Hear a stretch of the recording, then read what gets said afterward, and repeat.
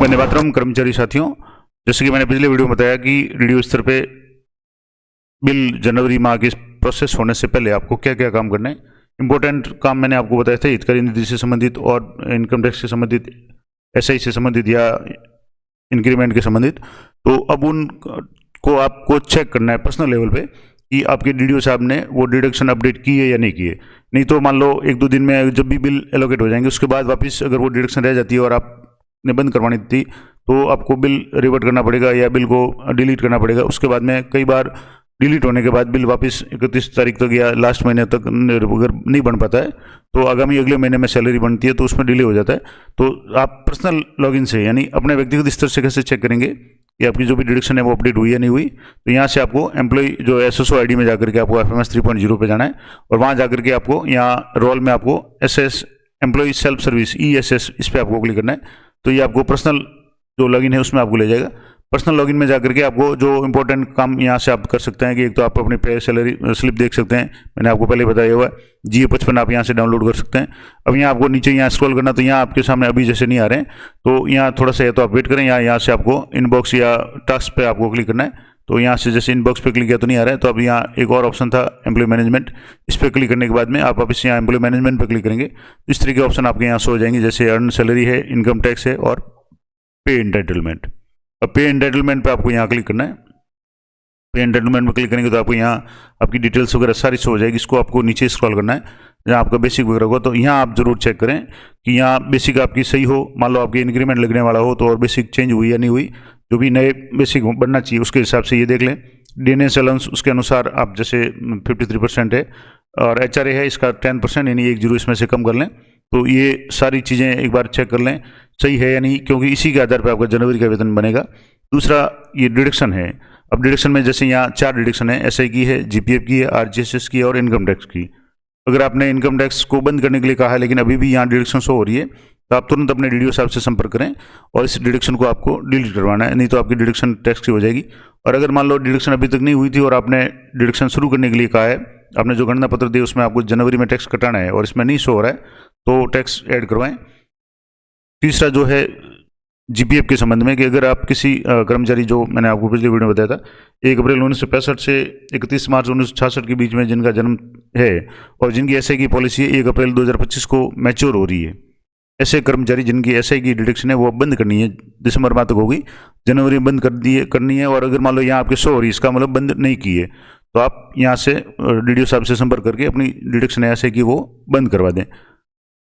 तो ये हो गया बेसिक का, आपने पता कर लिया कि आपका इंक्रीमेंट है या और कोई कारण से बेसिक चेंज हो रहा है तो वो हुआ या नहीं हुआ।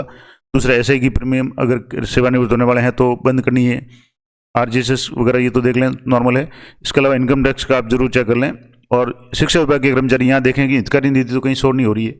अगर यहाँ हितकारी निधि शो हो रही है इसका मतलब है कि आपके दिसंबर में तो कटौती हुई है, जनवरी में भी हो जाएगी।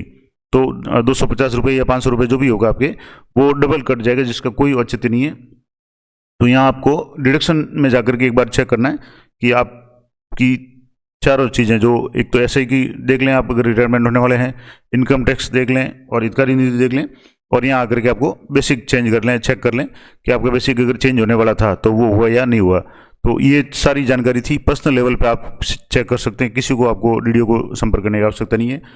ये एक तरीका तो हो गया कि आप सीधे साइट पे जाकर के ये करें। दूसरा तरीका है आपको FMS का जो ऐप है उसमें जाकर के भी आप चेक करना है। तो वो भी तरीका मैं आपको हाथों हाथ बता देता हूँ कि उसमें आपको कैसे करना है। तो इसके लिए आपको जो FMS 3.0 का जो ऐप है वो आपको लेना है और वो लेने के बाद में आपको कैसे करना है मैं आपको लाइव बताता हूँ।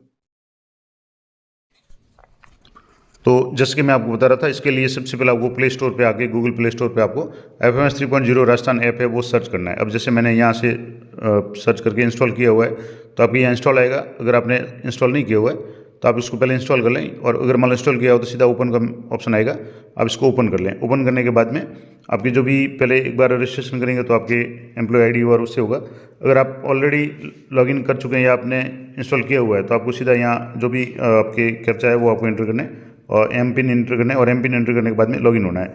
अब मान लो जैसे MPIN सही नहीं है तो मैं आपको सही MPIN है वो एंटर करके बता देता हूँ। यहाँ से जो भी MPIN आपके सही है एक बार एंटर कर लें और यहाँ से आपको फॉरगेट, अगर मान लो नहीं होता तो फॉरगेट पे जाना है। अब जैसे MPIN एंटर कर लिया तो आपकी यहाँ इस तरीके से आपका डिटेल्स आ जाएगा जहाँ आपकी ग्रॉस सैलरी वगैरह शो हो जाएगी। अब आपको यहाँ जो पहला ऑप्शन नीचे आ रहा है क्विक एक्शन में, एक तो है अर्निंग एंड डिडक्शन, एक GA55 है, सैलरी डिटेल्स और बैंक एंड पे एंड बैंक डिटेल। आपको अर्निंग एंड डिडक्शन पे आपको क्लिक करना है, तो आपकी अर्निंग्स में आपकी तीनों चीज़ें शो हो जाएगी। यहाँ से आप देखेंगे तो आपका बेसिक शो हो जाएगा, DA आपका शो हो जाएगा और HRA।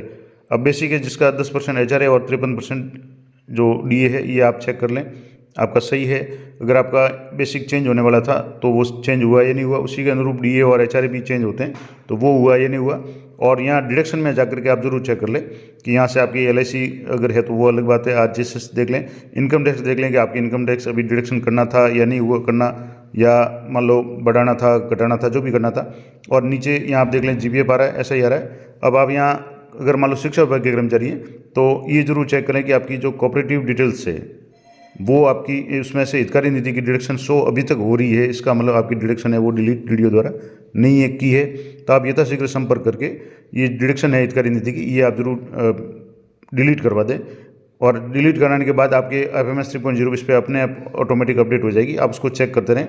अगर आपके यहाँ अभी भी हितकारी निधि की डिडक्शन शो हो रही है 250 या 500 रुपये, तो इसका मतलब है आपको तुरंत अपने DDO साहब से संपर्क करके उसको हटाना है, नहीं तो आपके दोबारा जनवरी में भी इसकी कटौती हो जाएगी।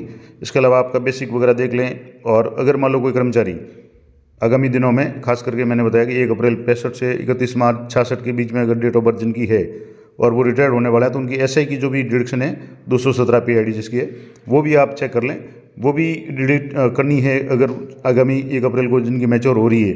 तो ये इंपॉर्टेंट बातें आप अपने पर्सनल लॉगिन से 2 तरीके से देख सकते हैं। एक, आप जो भी आपके पास में अगर गूगल क्रोम में जाकर के या लैपटॉप PC जो भी है उसमें जाकर के आपको FMS 3.0 में जाएँ और वहाँ जाकर के आपको लॉगिन करके ESSN एम्प्लॉय सेल्फ सर्विस में जाकर के कर सकते हैं। दूसरा सबसे आसान तरीका है कि आप अपने मोबाइल पे FMS 3.0 जो ऐप है वो डाउनलोड कर लें। मैंने विस्तार से वीडियो बना रखा है कैसे डाउनलोड करना है, कैसे इसमें लॉगिन करना है, कौन कौन सी सुविधाएं आपको मिलती है।